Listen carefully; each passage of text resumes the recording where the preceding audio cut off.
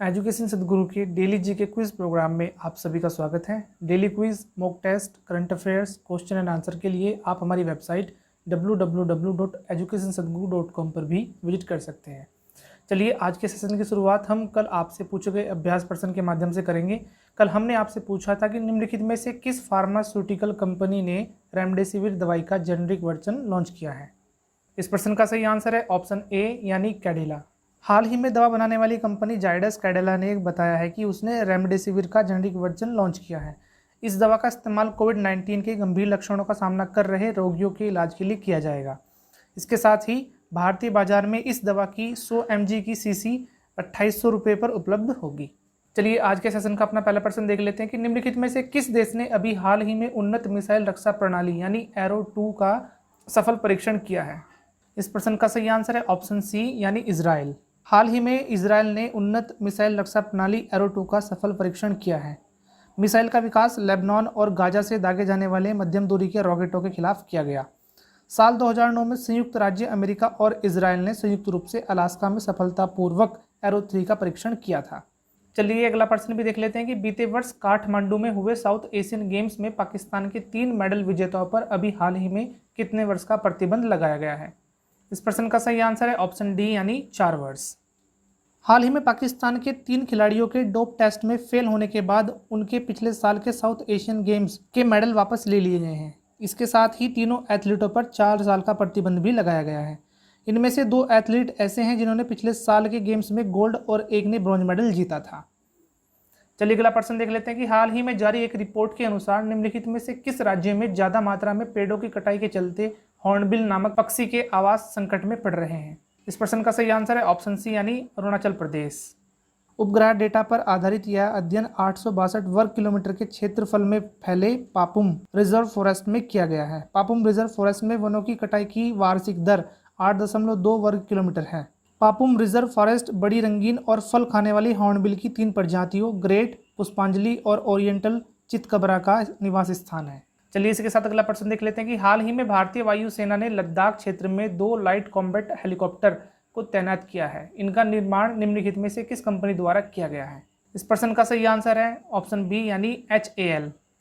हाल ही में Hindustan aeronautics limited यानी HAL ने वायुसेना के मिशन में सहयोग के लिए कम समय के नोटिस पर उनके द्वारा निर्मित 2 हल्के लड़ाकू हेलीकॉप्टर लद्दाख में तैनात किए हैं। इनमें सबसे हल्के लड़ाकू हेलीकॉप्टर में 2 इंजन हैं और यह दुनिया का सबसे हल्का अटैक हेलीकॉप्टर है।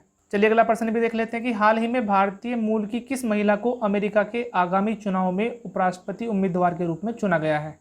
इस प्रश्न का सही आंसर है ऑप्शन बी यानी कमला हैरिस। अमेरिका में इस साल नवंबर माह में राष्ट्रपति और उपराष्ट्रपति पद के चुनाव होने हैं। कमला हैरिस भारतीय मूल की अमेरिकी नागरिक हैं। इसके अलावा हैरिस 2 बार कैलिफोर्निया की अटॉर्नी जनरल भी रह चुकी हैं। वे साल 2003 में सैन फ्रांसिस्को की जिला वकील भी बनी थी। हैरिस ने साल 2017 में कैलिफोर्निया में संयुक्त राज्य सीनेटर के रूप में शपथ भी ली थी। चलिए इसके साथ अगला प्रश्न देख लेते हैं कि निम्नलिखित में से किस संगठन ने भारत में मानसून से सबसे ज्यादा प्रभावित समुदाय को सहायता देने की घोषणा की है। इस प्रश्न का सही आंसर है ऑप्शन डी यानी संयुक्त राष्ट्र संघ। हाल ही में यूनाइटेड नेशन ऑर्गेनाइजेशन ने भारत में मानसून से सबसे ज्यादा प्रभावित समुदाय को सहायता देने की घोषणा की है।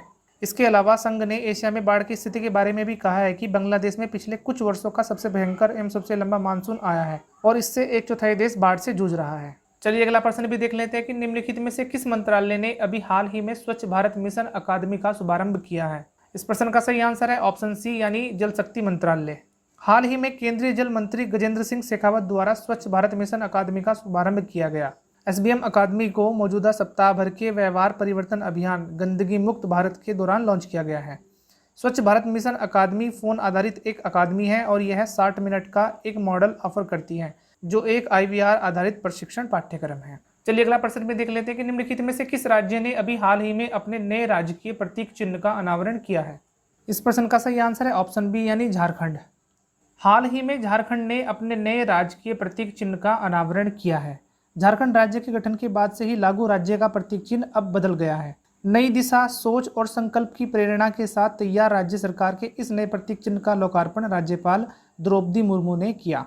चलिए अगला प्रश्न भी देख लेते हैं कि निम्नलिखित में से किस मंत्रालय ने हाल ही में फिट इंडिया फ्रीडम रन पहल को शुरू किया है। इस प्रश्न का सही आंसर है ऑप्शन ए यानी खेल मंत्रालय। हाल ही में फिटनेस को बढ़ावा देने के लिए खेल मंत्री किरण रिजिजू ने फिट इंडिया फ्रीडम रन को लॉन्च किया है।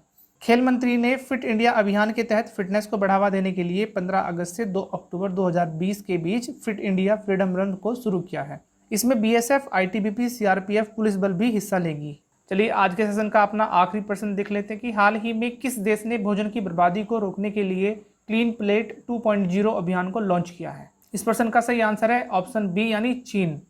चीन के राष्ट्रपति शी जिनपिंग ने अभी हाल ही में क्लीन प्लेट 2.0 अभियान को लॉन्च किया है। इस अभियान का मुख्य उद्देश्य भोजन की बर्बादी को रोकना है। चीन में ऐसा कदम इसलिए उठाया गया है क्योंकि चीन में प्रति व्यक्ति प्रति मील पर 93 ग्राम भोजन की बर्बादी करता है। चलिए आज का अभ्यास प्रश्न भी देख लेते हैं कि निम्नलिखित में से किस टेक कंपनी ने ऑनलाइन कक्षाओं के संचालन के लिए द एनीवेयर स्कूल सेवा लॉन्च की है।